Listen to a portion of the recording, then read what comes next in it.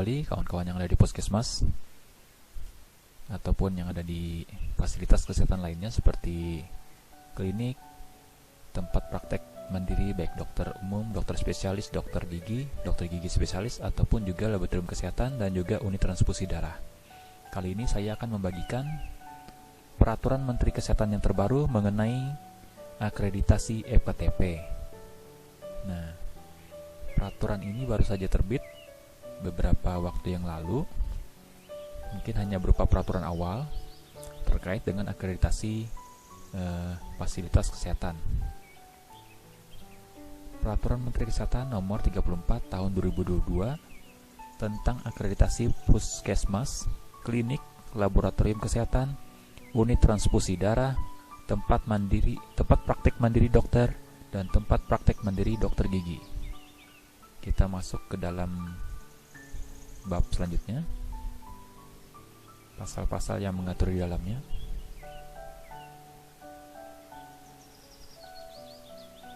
Di dalam bagian menimbang, huruf B, terlihat bahwa peraturan menteri ini terbit berdasarkan pada peraturan Menteri Kesehatan yang terbit sebelumnya terkait dengan akreditasi puskesmas, yaitu instrumen akreditasi, yaitu Permenkes nomor 46 tahun 2015. Nah, Permenkes ini terbit tentunya untuk meninjau ulang peraturan Menteri Kesehatan terdahulu, yaitu nomor 46 tahun 2015, apakah masih sesuai ataukah perlu diganti dengan yang baru. Mungkin kita langsung masuk ke dalam pengertian beberapa istilah yang ada di dalam peraturan menteri ini. Yang pertama, masih sama untuk akreditasi puskesmas. Itu pengertian puskesmasnya adalah fasilitas pelayanan kesehatan yang menyelenggarakan upaya kesehatan masyarakat dan upaya kesehatan perorangan tingkat pertama dengan lebih mengutamakan upaya promotif dan preventif di wilayah kerjanya. Mungkin ini sama dengan peraturan menteri dahulunya ya. Begitu juga dengan klinik, laboratorium kesehatan, unit transfusi darah. Nah, yang berbeda di sini adalah akreditasi yang diatur dalam peraturan menteri ini adalah tempat praktek mandiri dokter, baik itu dokter umum ataupun dokter spesialis secara perorangan. Ini ada tercantum di dalam poin ke-6. Demikian juga dengan tempat praktek mandiri dokter gigi. Ini diatur adalah yang dimaksud yang diakreditasi adalah tempat praktek mandiri dokter gigi, baik yang dokter gigi pertama ataupun dokter gigi spesialis. Jadi kedua-duanya masuk ke dalam ranahnya akreditasi yang diatur dalam peraturan Menteri Kesehatan ini. Selanjutnya ini yang beberapa istilah yang sering muncul adalah PPS, yaitu perencanaan perbaikan strategis. Ini dimaksud adalah rencana perbaikan tertulis yang dibuat oleh fasilitas pelayanan kesehatan berdasarkan rekomendasi hasil survei sebagai tindak lanjut hasil penilaian yang tidak terpenuhi atau terpenuhi sebagian. Nah, sebagaimana survei terdahulu yang diatur dalam Permenkes 46 tahun 2015 yang sering kita alami atau puskesmas alami, di mana dalam survei terdahulu yang dilakukan oleh surveyor, jika nilainya tidak ada bukti maka nilainya 0, ataupun jika nilainya sebagian maka bernilai 5, atau jika bernilai penuh bukti yang ada nilainya adalah 10. Nah, yang dimaksud dalam PPS ini adalah jika hasil survei tersebut hanya bernilai sebagian atau tidak terpenuhi. Ini maksudnya mungkin bernilai 0 atau bernilai 5. Nah, nantinya surveyor akan memberikan catatan dalam bentuk rekomendasi hasil survei, biasanya diserahkan kepada puskesmas yang disurvei. Nah, berdasarkan hasil rekomendasi inilah puskesmas ataupun fasilitas kesehatan lainnya itu membuat perencanaan perbaikan strategis, disingkat itu dengan PPS. Nantinya di dalam pasal selanjutnya PPS ini dibuat oleh fasilitas kesehatan dan itu diberikan secara berkala kepada lembaga survei ataupun dinas kesehatan.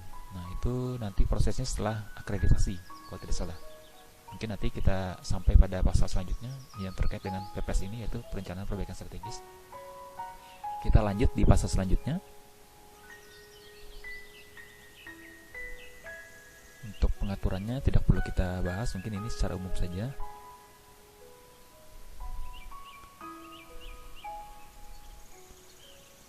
pasal 3, akreditasi dilakukan paling lambat setelah puskesmas, klinik, dan seterusnya ini beroperasi 2 tahun sejak memperoleh perizinan berusaha untuk pertama kali. Nah, ini bagi yang belum pernah dilakukan survei dan fasilitas kesehatan tersebut baru saja mendapat izin, nantinya tentunya ini akan berlaku bahwa sejak 2 tahun dia beroperasi itu sudah harus mengajukan akreditasi. Ini terlihat dalam pasal 3. Nah, yang terbaru di pasal 4 ini sepertinya sertifikat akreditasi nanti akan berlaku selama 5 tahun. Beda kalau yang terdahulu, kalau tidak salah itu hanya 3 tahun. Di dalam peraturan menteri yang baru ini, akreditasi nanti sertifikatnya berlaku sampai 5 tahun. Jadi lebih lama daripada yang sebelumnya. Pasal kelima masih sama seperti yang terdahulu, yaitu bahwa akreditasi dilakukan sesuai dengan standar akreditasi. Nanti mungkin kita lihat apakah dalam Permenkes ini sudah ada standar akreditasinya ataukah masih belum. Nah, dalam ayat ketiga disebutkan dia bahwa standar akreditasi sebagaimana dimaksud pada ayat 1 ditetapkan oleh menteri. Artinya, standar akreditasi ini belum ditetapkan dalam peraturan menteri ini, namun nanti akan ditetapkan dalam peraturan menteri yang berikutnya. Mungkin nomor selanjutnya yang ikut mendukung dalam proses akreditasi. Jadi kalau berharap dalam peraturan menteri ini ada standar akreditasinya, mungkin masih belum ada ya. Mungkin hanya bagian awalnya saja untuk pengaturan akreditasi. Terus penyelenggara akreditasi ini yang terbaru. Kalau terdahulu penyelenggaraan akreditasi itu dilakukan oleh Komisi Akreditasi FKTP seperti di Puskesmas, maka yang terbaru ini penyelenggaraan akreditasi ini dilakukan oleh lembaga penyelenggara akreditasi yang telah memenuhi persyaratan dan ditetapkan oleh menteri. Jadi berbeda dengan yang akreditasi tahun sebelumnya.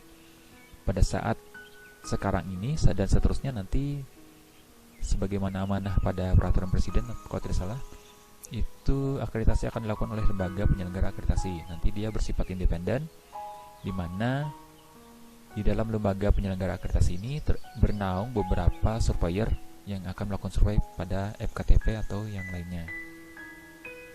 Ini ada pengaturan beberapa untuk lembaga penyelenggara akreditasi. Mungkin kita sambil lewat. Nah, ini dia lembaga penyelenggara akreditasi, dia bersifat mandiri, artinya tidak berada di bawah Kementerian Kesehatan. Namun demikian, lembaga penyelenggara akreditasi ini tetap ditetapkan oleh menteri. Mungkin dalam ini adalah Menteri Kesehatan.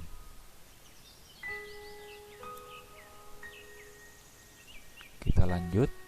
Ini hanya pengaturan untuk lembaga penyelenggara akreditasi.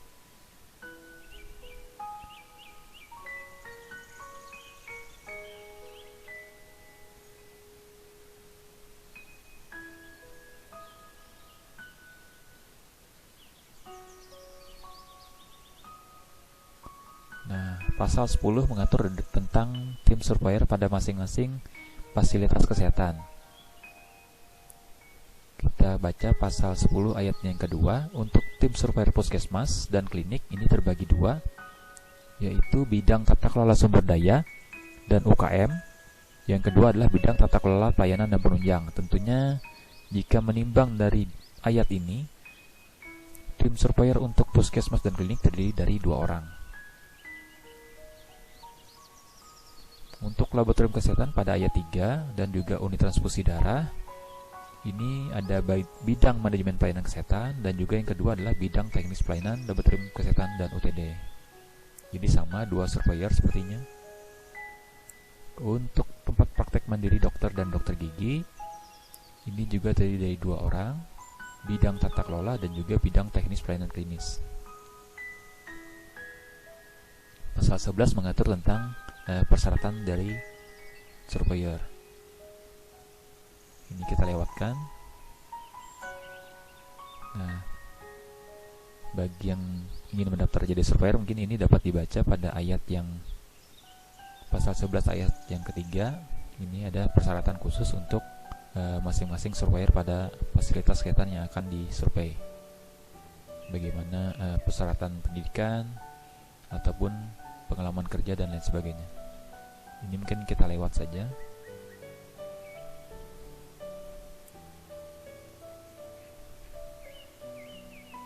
Kita masuk pada pasal 13, yaitu kegiatan akreditasi. Pada pasal 13 ini, khususnya ayat 1, itu disebutkan kegiatan akreditasi terdiri dari 3 tahap. Yang pertama adalah persiapan akreditasi, yang kedua pelaksanaan akreditasi, dan yang ketiga adalah pasca akreditasi. Persiapan akreditasi ini ada pada pasal 14, yaitu pengisian penilaian mandiri atau self-assessment. Jadi mungkin sama seperti yang sebelumnya, kita akreditasi adalah memberikan hasil self-assessment terlebih dahulu kepada surveyor ataupun komisi akreditasi pada waktu itu. Terus yang kedua, penyusunan program peningkatan mutu. Nah, ini lebih penting karena pada sebelumnya, kalau tidak salah, ini tidak ada. Namun pada saat akre ini, pada tahap persiapan, kita sudah harus menyusun program peningkatan mutu. Terus yang ketiga adalah penetapan dan pengukuran indikator mutu. Yang keempat, pelaporan insiden keselamatan pasien. Khusus untuk ketiga dan keempat ini, kalau tidak salah, pengisian indikator mutu dan juga pelaporan insiden keselamatan pasien itu sudah dilakukan secara online, yaitu pada dashboard yang telah disiapkan oleh Kementerian Kesehatan, di mana masing-masing fasilitas kesehatan itu harus melaporkan baik itu indikator mutu maupun insiden keselamatan pasien. Nah, nanti mungkin surveyor yang akan melakukan survei dapat langsung melihat apakah ada kepatuhan daripada fasilitas kesehatan untuk mengisi indikator mutu maupun insiden keselamatan pasien. Tentunya hal ini dapat menjadi nilai tambah atau nilai pengurang jika fasilitas kesehatan tersebut tidak mengisi ataupun mengisi secara rutin. Mungkin dapat menjadi penekanan bagi fasilitas kesehatan yang akan akreditasi. Jangan lupa untuk yang poin ketiga dan poin keempat untuk diisi secara rutin dan terus menerus.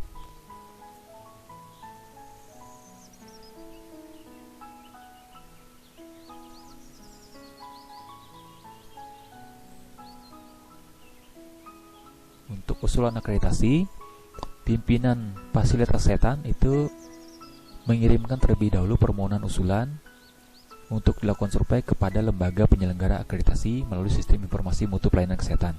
Kalau yang sebelumnya, usulan ini biasanya dilakukan oleh Dinas Kesehatan melalui sistem akreditasi FKTP atau SIAP pada waktu itu. Nah, pada saat sekarang mungkin akan sistemnya beda kembali pada sistem yang lain pelaporannya. Jadi nantinya apakah Dinas Kesehatan ataukah langsung Puskesmas ataukah fasilitas kesehatan lainnya mengajukan usulan kepada lembaga akreditasi ini masih belum jelas, karena mungkin nanti akan turun peraturan selanjutnya yang mengatur lebih detail.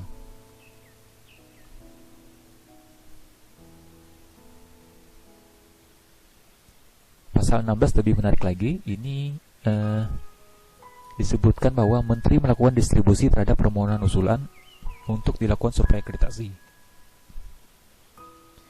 Jadi sepertinya karena lembaga penyelenggara akreditasi nanti tidak hanya satu buah, namun juga terdiri dari beberapa lembaga penyelenggara akreditasi, tentunya akan ada pengaturan dari Kementerian Kesehatan agar setiap lembaga penyelenggara akreditasi yang telah ditetapkan oleh Menteri tersebut dapat berpartisipasi melakukan survei akreditasi, misalnya pembagian wilayah kerja ataupun pembagian puskesmas yang akan diakreditasi oleh masing-masing lembaga penyelenggara akreditasi. Nah, mungkin hal ini akan dimaksudkan agar penyelenggaraan akreditasi tidak menumpuk pada satu penyelenggara saja, sehingga lembaga-lembaga lainnya dapat berpartisipasi secara adil. Tentunya hal ini dimaksudkan juga supaya hasil akreditasi nanti dapat maksimal, jadi tidak menumpuk pada hanya satu lembaga saja. Lanjut, kita masuk ke dalam penyelenggaraan akreditasi tahap survei. Ini ada dua penyelenggaraan kegiatannya, yaitu survei dan penetapan status akreditasi. Untuk survei ada pada pasal 18, ini tetap dilakukan oleh surveyor, namun pada pasal 18 ini dan selanjutnya tidak dijelaskan berapa hari atau berapa lama surveyor melakukan survei. Hanya dijelaskan di sini adalah survei itu dilakukan melalui kunjungan lapangan dan juga dapat dilakukan dengan memanfaatkan teknologi informasi dan komunikasi. Artinya, selain kunjungan lapangan, mungkin surveyor dapat memanfaatkan teknologi yang ada sekarang, misalnya meminta data melalui upload pada email ataupun yang lainnya terkait dengan data-data pemenuhan mutu dan keselamatan pasien yang ada di fasilitas kesehatan. Sehingga dari data-data yang didapat ini, surveyor nanti dapat melihat, sehingga pada saat dia turun ke lapangan untuk melakukan kunjungan, tentunya akan lebih mudah karena data-data telah dilihat sebelumnya. Pada pasal 19 disebutkan tim surveyor yang telah selesai melakukan survei itu paling lama 2 hari sudah harus melaporkan kepada lembaga penyelenggara akreditasi terkait dengan hasil surveinya. Selanjutnya, ayat keduanya disebutkan lembaga penyelenggara akreditasi selanjutnya melakukan verifikasi dan rekomendasi penetapan status akreditasi kepada Direktur Jenderal. Paling lama 3 hari sejak laporan hasil survei sebagaimana dimaksud pada ayat 1 diterima. Jadi nanti akan sampai kepada Kementerian Kesehatan apa saja rekomendasi status akreditasi dari fasilitas kesehatan yang disurvei.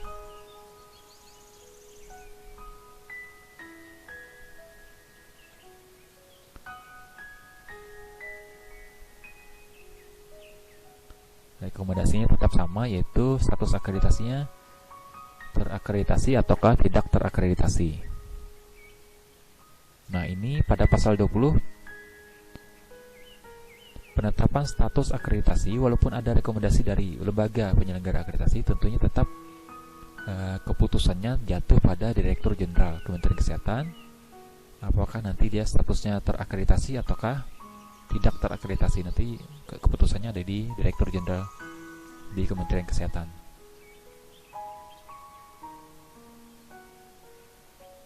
Nah, ini seperti yang saya jelaskan sebelumnya, sertifikat akreditasi elektronik berlaku untuk jangka waktu 5 tahun.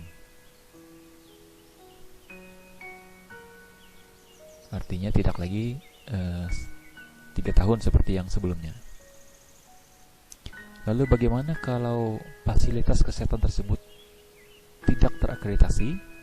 Dalam pasal 21 disebutkan bahwa fasilitas kesehatan tersebut dapat dilakukan survei remedial. Ini terbaru. Survei remedial seperti pada ayat 2 pasal 21 ini disebutkan dilakukan dalam jangka waktu 3 bulan sampai 6 bulan sejak penetapan status akreditasi oleh Direktur Jenderal melalui teknologi informasi dan komunikasi. Jadi jeda waktunya 3 sampai 6 bulan.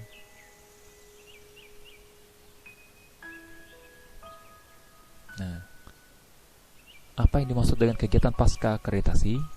Ini seperti yang dijelaskan pada pasal sebelumnya, bahwa akreditasi tadi terdiri dari 3 buah kegiatan. Yang pertama persiapan, yang ketiga tahap survei, yang kedua tahap survei, dan yang ketiga adalah kegiatan pasca akreditasi.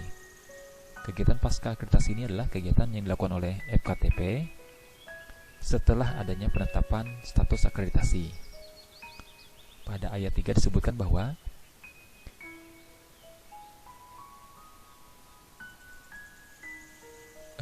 fasilitas kesehatan tersebut harus membuat dan menyampaikan PPS kepada lembaga penyelenggara akreditasi. PPS seperti yang ada di bagian definisi ini adalah perencanaan perbaikan strategis. Ini berdasarkan dari catatan dari surveyor. Nah, itu harus disampaikan kepada lembaga penyelenggara akreditasi, dinas kesehatan daerah, baik itu kabupaten maupun dinas kesehatan provinsi.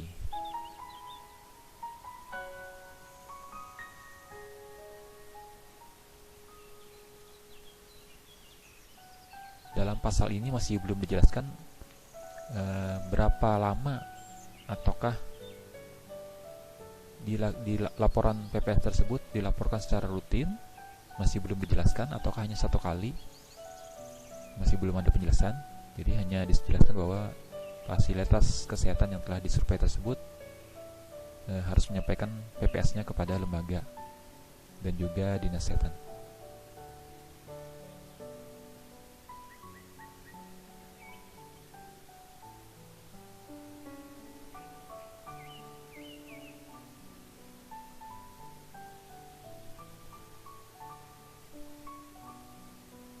Dalam pasal 25 dijelaskan kembali bahwa untuk perpanjangan akreditasi itu dilakukan pengajuan permohonan perpanjangan akreditasi kepada lembaga penyelenggara akreditasi paling lambat 3 bulan. Jadi lebih sempit waktunya pada waktu sebelum-sebelumnya, pengaturan akreditasi sebelumnya. Pada saat sekarang ini hanya waktu yang paling lama itu adalah 3 bulan sebelum masa berlaku status akreditasi berakhir.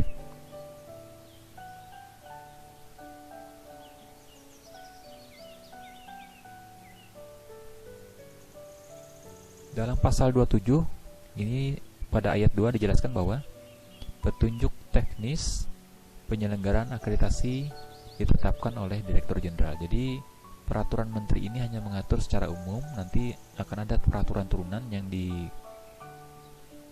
oleh Direktur Jenderal di bawahnya, misalnya terkait dengan pedoman survei atau instrumen dan lain sebagainya. Mungkin ini yang nanti akan dijelaskan dalam peraturan-peraturan yang akan terbit berikutnya. Pendanaan ini hampir sama, itu melalui APBN. Penyelenggaraan surveinya berasal dari APBN, APBD, ataupun sumber-sumber lain yang sah.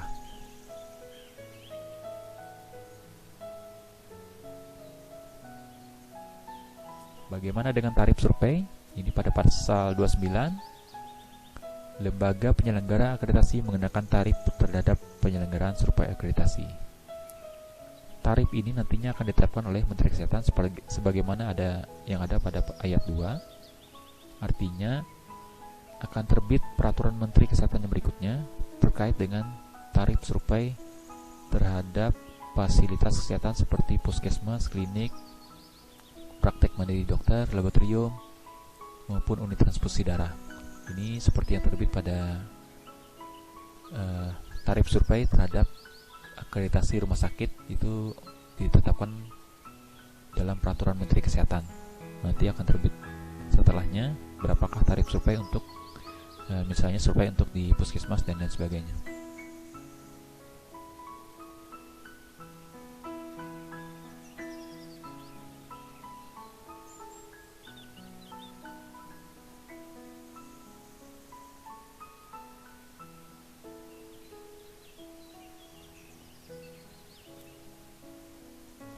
Bagian penutup ini pada pasal 36 disebutkan yang terakhir ini, Peraturan Menteri Kesehatan Nomor 46 Tahun 2015 dinyatakan dicabut dan tidak berlaku. Artinya instrumen survei yang ada di Permenkes 46 Tahun 2015 dipastikan akan berubah.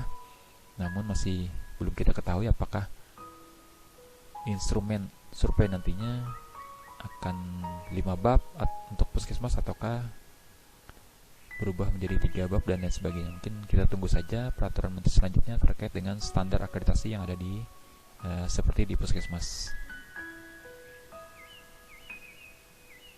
Demikian infonya untuk peraturan Menteri Kesehatan terkait dengan akreditasi yang akan berlaku beberapa waktu mendatang. Mudah-mudahan berguna untuk kita semuanya. Terima kasih.